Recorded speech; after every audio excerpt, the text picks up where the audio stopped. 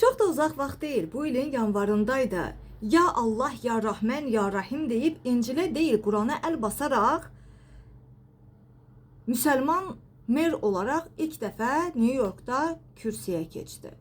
Bütün müsəlmanlar, ən çox da Türkiyə, Azərbaycan mediası, sosial mediası sevincindən papağını atdı göyə ki, ilk dəfə New Yorkda müsəlman mer olub, bu bütün müsəlmanların uğurudur. Nə oldu bəs? Heç 3 ay keçmədi, Məmdani ilk zərbəni ilə müsəlmanlara vurdu, Türkiyə və Azərbaycana. 24 apreldə qondarma soyqırımı dəstəkləyib, ermənilərin haqqını müdafiə edib, Osmanlı zamanında türklərə qarşı olan soyqırımdan və Azərbaycanlıların ərazisi olan Dağlıq Qarabağdan 100 mindən çox ermənilərin zorla məcburi köçürülməsindən danışdı.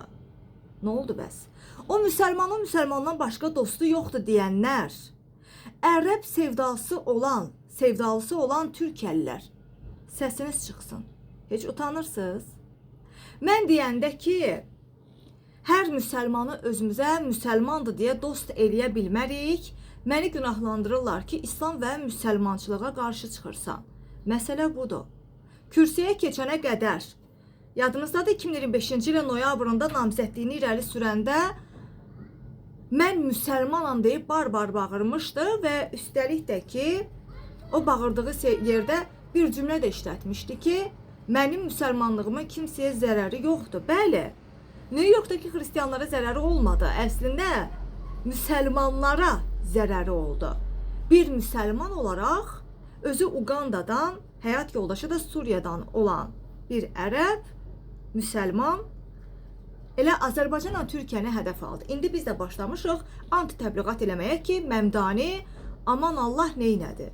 Bəli. Elə ona görə də insanın dininə, cinsinə görə deyil, insanlığına görə qiymət verəcəksən.